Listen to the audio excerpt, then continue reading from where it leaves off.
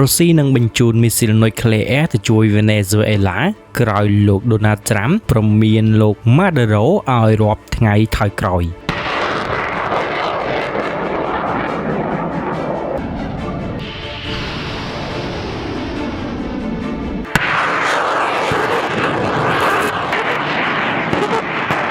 សមាជិកសភាជាន់ខ្ពស់រុស្ស៊ីបាននិយាយថាទីក្រុងមូស្គូអាចនឹងបញ្ជូនមីស៊ីលប៉ាលីស្ទិករយៈចម្ងាយមធ្យម Oresnik ដែលមានសមត្ថភាពនុយក្លេអ៊ែរទៅកាន់ប្រទេសវេណេស៊ុយអេឡាខណៈដែលសហរដ្ឋអាមេរិកដាក់ពង្រាយកងទ័ពជើងទឹកដ៏ច្រើនសន្ធឹកសន្ធាប់នៅឯឆ្នេរសមុទ្រអាមេរិកខាងត្បូងលោក Alexei Zuralviev អនុប្រធានទី1នៃគណៈកម្មាធិការការពារជាតិរដ្ឋរុស្ស៊ីបានប្រាប់បណ្ដាញទំនាក់ទំនងរដ្ឋ Gazeta កាលពីថ្ងៃទី5ខែវិច្ឆិកាឆ្នាំ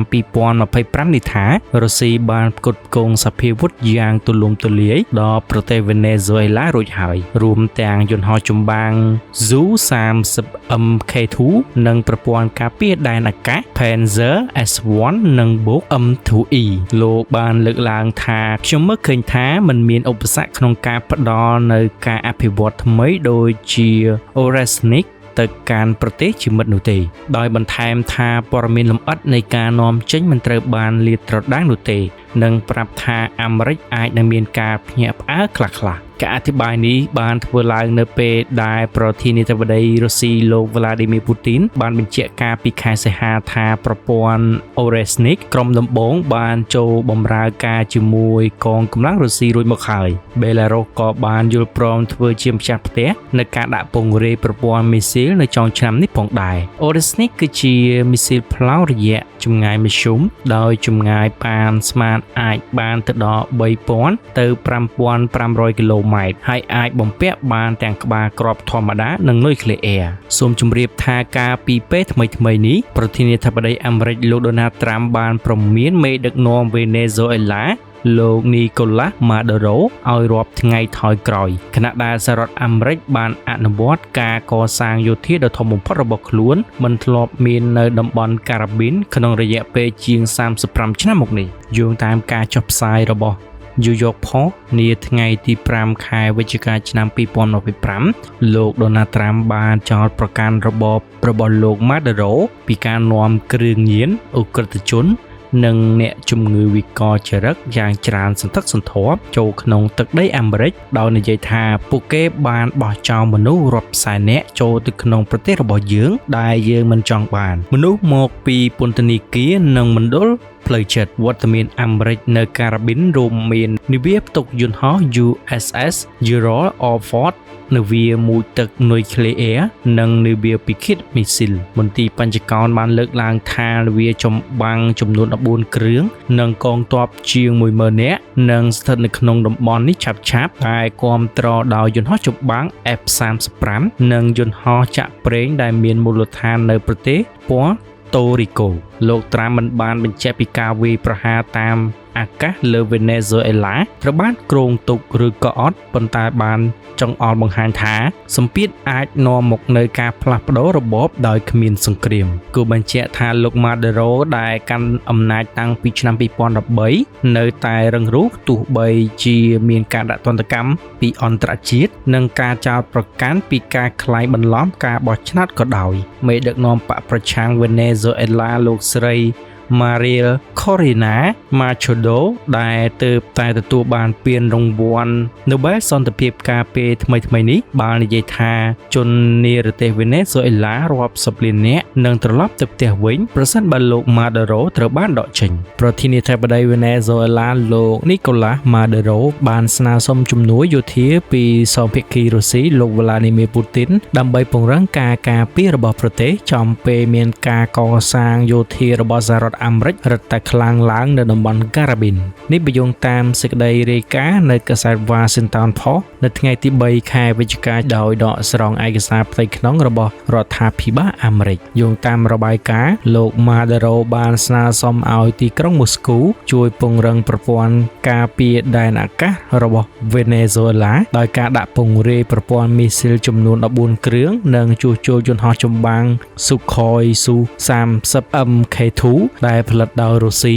ដែលការពីមុនទិញដោយវេណេស៊ុយអេឡាឯកសារនោះបានបញ្ជាក់ថាសំណើនេះក៏រួមបញ្ចូលទាំងការជួសជុលម៉ាស៊ីនចំនួន8គ្រឿងរ៉ាដា5គ្រាប់និងជំនួយផ្នែកភស្តុភារការអំពាវនាវជាលាយលក្ខណ៍អក្សររបស់លោកម៉ាដូរ៉ូទៅកាន់លោកពូទីនត្រូវបានគេរាយការណ៍ថាធ្វើឡើងដោយរដ្ឋមន្ត្រីដឹកជញ្ជូនវេណេស៊ុយអេឡាលោក Ramon Celestino Velasquez ក្នុងអំឡុងដំណើរទស្សនកិច្ចការពីពាក់កណ្ដាលខែតុលាទៅកាន់ទីក្រុងមូស្គូជាកន្លែងដែលលោកបានជួបជាមួយសមភាគីរុស្ស៊ីនៅក្នុងលិខិតនោះលោក Maduro បានពណ៌នាយន្តហោះ Su-30 ថាជាការរារាំងដ៏សំខាន់បំផុតដែលរដ្ឋាភិបាលវេណេស៊ុយអេឡាមាននៅពេលប្រឈមមុខនឹងការគំរាមកំហែងនៃសង្គ្រាមមេដឹកនាំវេណេស៊ុយអេឡាក៏បានស្វែងរកផែនការហេរ៉ាញ់ប៉ាទៀនរយៈពេលមធ្យម3ឆ្នាំតាមរយៈក្រុមហ៊ុនការពារជាតិរបស់រុស្ស៊ី Rostec ទោះបីជាមិនមានការលើកឡើងអំពីចំនួនជាក់លាក់ណាមួយក៏ដោយ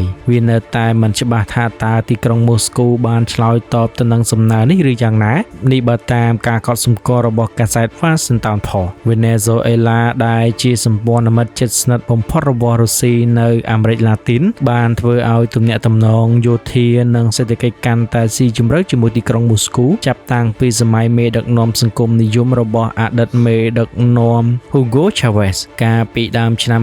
2025នេះលោកពូទីននិងលោកម៉ាឌេរ៉ូបានចុះហត្ថលេខាលើសន្ធិសញ្ញាភាពជាដៃគូយុទ្ធសាស្ត្រនៅទីក្រុងមូស្គូដែលជាផ្នែកនៃកិច្ចខិតខំប្រឹងប្រែងរបស់រុស្ស៊ីក្នុងការពង្រីកសម្ព័ន្ធភាពចំពេលមានសង្គ្រាមដែលកំពុងបន្តនៅក្នុងប្រទេសអ៊ុយក្រែនគួរបញ្ជាក់ផងដែរថាសហរដ្ឋអាមេរិកបានបញ្ជូននាវាចម្បាំងពិឃាតបំពាក់ដោយមីស៊ីលដឹកនាំដោយសហរដ្ឋអាមេរិកបានចូលចតនៅរដ្ឋធានីនៃប្រទេស Trinidad និង Tobago កាលពីចុងខែតុលាខណៈដែលរដ្ឋបាលលោក Donald Trump កំពុងបង្កើនសម្ពាធយោធារបស់ខ្លួនទៅលើប្រទេសជិតខាងគឺ Venezuela និងរដ្ឋាភិបាលរបស់លោក Nicolas Maduroនាវា USS Gravely បានទៅដល់រដ្ឋធានីពណ៌អេស្ប៉ាញជាផ្នែកមួយនៃប្រតិបត្តិការក្នុងតំបន់ដែលរួមបញ្ចូលផងដែរនៅការដាក់ពង្រាយនាវាផ្ទុកយន្តហោះចម្បាំង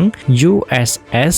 Gerald R. Ford ដែលកំពុងធ្វើដំណើរទៅជិតដែនទឹកវេណេស៊ុយអេឡាដំណើររបស់នាវាចម្បាំងនេះធ្វើឡើងបន្ទាប់ពីមានការព្រមានពីស្ថានទូតអាមេរិកកាលពីពេលថ្មីនេះដែលបានណែនាំដល់ពលរដ្ឋអាមេរិកកាំងនៅ Trinidad និង Tobago ឲ្យជៀសវាងកន្លែងរបស់រដ្ឋាភិបាលដោយសារការគំរាមកំហែងផ្នែកសន្តិសុខសូមជម្រាបថា CARICOM គឺជាបន្លុកសហគមន៍ការ៉ាបៀនដែលមានរដ្ឋជាសមាជិកចំនួន15បានជំរុញឲ្យមានការសន្ទនាចំពេលមានភាពតានតឹងក្នុងតំបន់កើនឡើងសូមជម្រាបថាកាលពីដើមខែសីហាកន្លងទៅរដ្ឋបាលរបស់លោកត្រាំបានប្រកាសថាផ្ដល់រង្វាន់ទ្វេដងឡើងដល់$50 លានសម្រាប់ព័ត៌មានដែលនាំទៅដល់ការចាប់ខ្លួនឬការកាត់ទោសប្រធានាធិបតីវេណេស៊ុយអេឡា Nicolas Maduro ដែលត្រូវបានចោទប្រកាន់ពីបទជួញដូរគ្រឿងញៀននៅសហរដ្ឋអាមេរិកបានចោទប្រកាន់លោក Maduro ថាកំពុងប្រើប្រាស់ប្រាក់ចំណេញពីគ្រឿងញៀនដើម្បីរក្សាអំណាចខ្លួន